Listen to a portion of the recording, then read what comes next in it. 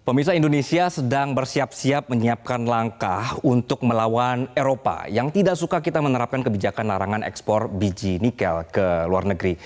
Kita boleh kirim nikel sebenarnya ke luar negeri, tapi harus diolah dulu di sini. Nggak boleh diekspor mentah-mentah, begitu caranya. Jadi karena kalau misal dikelola di sini, berarti nilai jualnya akan bisa lebih tinggi dan kita bisa kembangin industrinya. Kalau diekspor bahan mentah, sudahlah sumber daya kita habis, kita juga ketinggalan, tidak bisa mengelola teknologinya dan tidak bisa dapat manfaatnya. Tapi sambil bicara kenapa dunia tidak rela Indonesia membatasi nikel, saya akan jalan dulu membantu Anda informasi ini, tapi karena tidak ada kendaraan di sini, saya numpang ekskavator ini aja. Oke, sebentar ya. Oke. Ya. Aman Bang, jalan Bang. Oke. Pemirsa, jadi nikel ini merupakan salah satu logam mineral yang warna dasarnya putih keperakan dan mengkilap. Di zaman modern sekarang, nikel ini semakin dicari dunia karena menjadi bahan dasar berbagai industri. Kita kaya sekali pemirsa dengan nikel, tapi selama ini hanya digali terus diekspor keluar. Nah, sekarang pemerintah mau nikel ini harus diolahnya di Indonesia. Nikel ini sangat dibutuhkan dalam kehidupan sebagai bahan dari produksi, misalnya, nah datanya di depan saya pemirsa. Ini kenapa nikel dunia direbut banyak sekali oleh negara-negara di luar begitu ya. Bisa dipakai untuk produksi baterai isi ulang. Apalagi dengan semakin meningkatnya mobil listrik, motor listrik atau kendaraan listrik lainnya, kebutuhan nikel semakin tinggi, termasuk untuk baterai HP Anda. Jadi nikel ini membuat baterai memiliki daya tampung besar, apalagi sekarang kan semakin canggih ya. Jadi baterai harus kuat, semakin compact ukurannya, tapi dayanya harus besar. Begitu. Nah, kegunaan nikel lainnya Anda bisa juga lihat di informasi lainnya di sini. Jadi bisa dipakai untuk material senjata militer, kemudian juga campuran bikin stainless steel misalnya, bahkan dipakai untuk material kerangka kendaraan Anda. Misalnya knalpot, bumper, velg, dan pelapis ini semua juga ada nikelnya. Dan banyak lagi kegunaan nikel di dunia modern saat ini. Oke, selanjutnya. Karena begitu luar biasa manfaat nikel ini, Indonesia memandang perlu diatur pengelolaan dari nikel yang ada di negeri kita. Kita tidak boleh cuma jadi tukang gali terus dijual, kita harus mulai juga untuk bisa menggali, mengolah, dan menjual dalam bentuk yang bisa dipakai industri. Selain bisa menaikkan harga si nikel itu sendiri, sekaligus juga untuk membangun ekosistemnya dari hulu ke hilir. Nah, Presiden Joko Widodo melarang ekspor nikel mentah sejak 1 Januari 2022 sebenarnya. Sejak saat itu dunia heboh karena tidak bisa lagi dapat nikel murah dari Indonesia dan melakukan segala macam cara untuk membatalkan keputusan Indonesia ini. Misal seperti IMF atau Dana Moneter Internasional yang meminta pemerintah Indonesia untuk hapus bertahap larangan ekspor nikel dan janganlah gitu diperluas ke komoditas lain. Lalu Uni Eropa juga menggugat WTO. Uni Eropa juga membuat WTO karena Indonesia dinilai melanggar peraturan perdagangan. Kemudian di November tahun 2022 kita kalah pemirsa, tapi Indonesia kembali ajukan banding dan dibalas lagi oleh Uni Eropa menyiapkan berbagai cara untuk bagaimana membatalkan keputusan Indonesia ini. Nah, Presiden Joko Widodo pernah bilang seperti ini pemirsa, kita saksikan. Bahwa melihat sikap Eropa yang selalu melawan seperti ini, boleh kita tampilkan pernyataannya Presiden? Bahwa sudah sepatutnya kita ini tidak boleh ada negara-negara yang mendikte dan tidak boleh negara-negara maju ini ngerasa bahwa mereka yang lebih lebih bagus dari negara kita. Setuju nggak pemirsa? Saya sih setuju banget ya. Jadi mereka masa boleh maju tapi kita enggak. Begitu. Oke, tapi saya ingin menggambarkan Anda betapa kayanya kita, tapi saya harus turun dulu karena sepertinya saya sudah hampir sampai di posisi saya. Oke, aman Bang?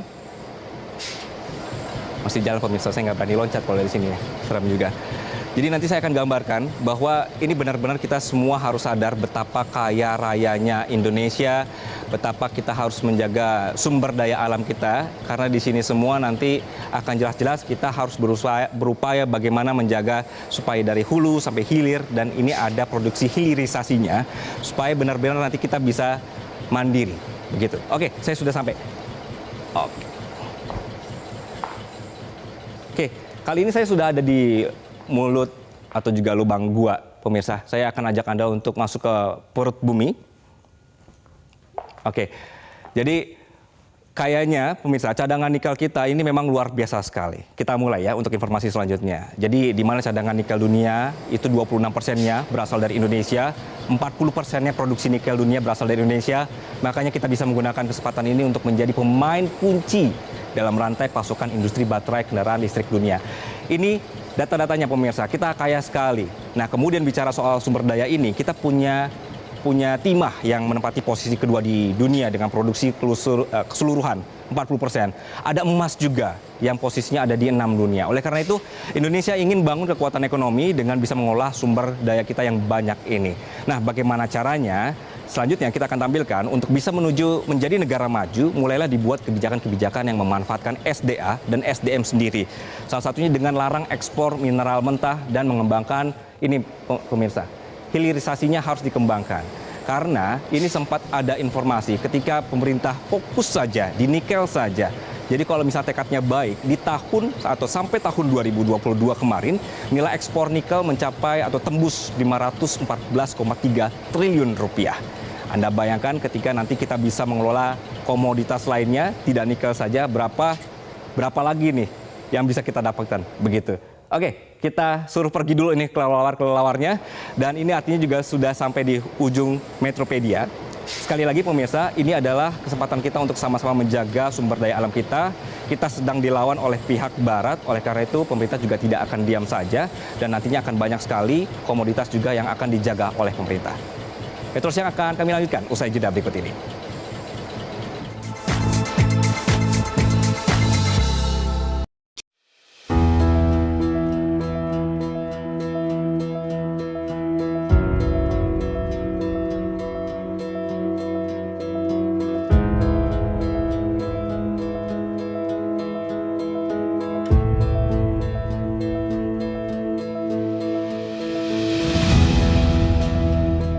Tambang bawah tanah di kawasan Grasberg, Tembagapura, Papua adalah masa depan Freeport Indonesia. Tambang terletak persis di dasar tambang terbuka Grasberg dengan kedalaman 1.600 meter dari dataran Bukit Grasberg. Bukit Grasberg ada di ketinggian 2.500 mdpl dengan suhu berkisar 4 hingga 12 derajat Celcius.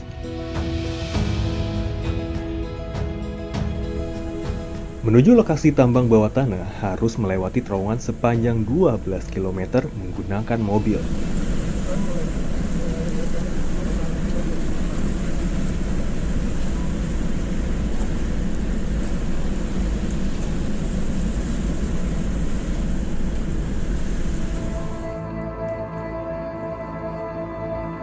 Kadar oksigen tipis.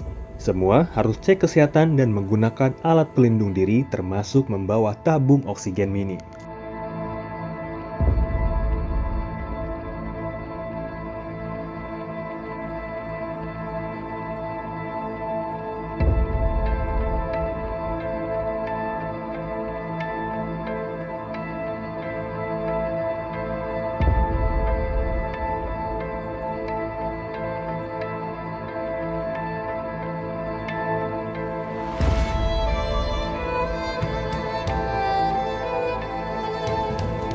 Tiba di lokasi, kita naik lift 135 meter menuju lokasi penghancuran atau crusher biji tambang.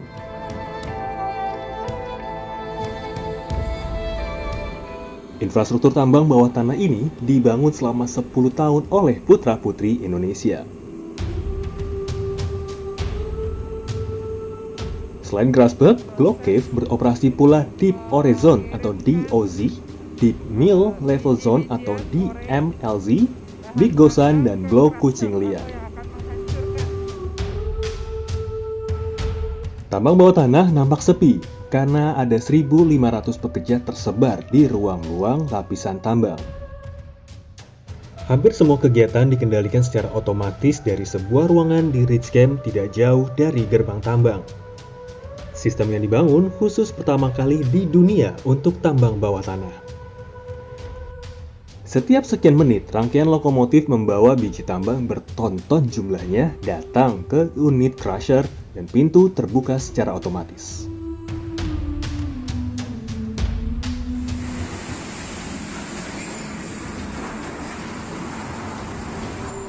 Suara gemuruh memenuhi ruang bawah tanah itu saat bebatuan disedot oleh mesin penghancur.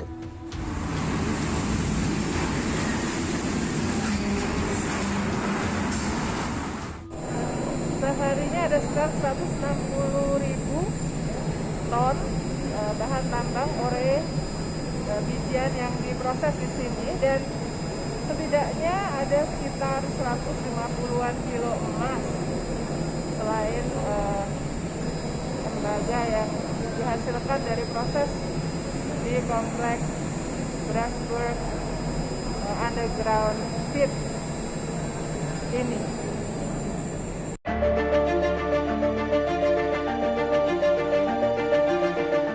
Presiden Direktur PT Freeport Indonesia, Tony Wenas, menyebutkan bahwa tambang bawah tanah Grasberg adalah yang terbesar di dunia. Tambang bawah tanah PT FI ini adalah tambang bawah tanah terbesar di dunia, dan harapan kami adalah bahwa tambang bawah tanah ini dapat terus memberikan kontribusi yang maksimal bagi negara. Diperkirakan ke depannya sampai 2041 itu akan dapat berkontribusi bagi pendapatan negara sebesar kira-kira 50 miliar dolar atau sekitar 700 triliun rupiah.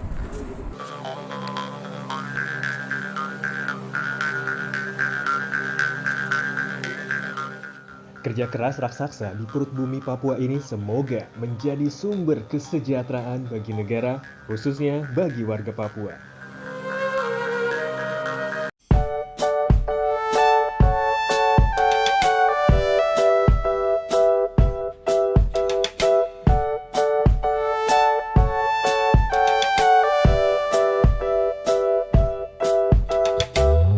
Angkut tambang kayak main game. Bayangkan, kawasan tambang yang lalu lalang truk besar membawa batu besar tidak akan kita jumpai di area tambang bawah tanah. Proses penambangan milik PT Freeport Indonesia yang kini saham terbesarnya sudah dikuasai pemerintah Republik Indonesia ternyata sangat canggih, sudah pakai sistem robotik. Setelah batu-batu besar diledakkan, batuan dalam wujud lebih kecil diangkat dan diangkut menggunakan sistem robot. Dari sinilah proses pemisahan biji tambah dimulai. Proses pengangkatan dan pengangkutan bahan tambang bawah tanah saat ini lebih mirip persewaan game online. Nama sistem otomatisnya Loader Remote Mine Game.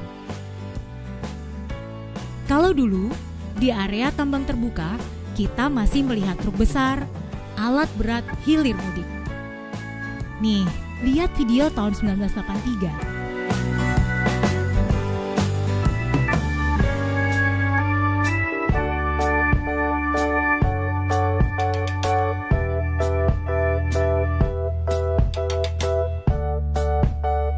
Bandingkan dengan video underground tahun ini.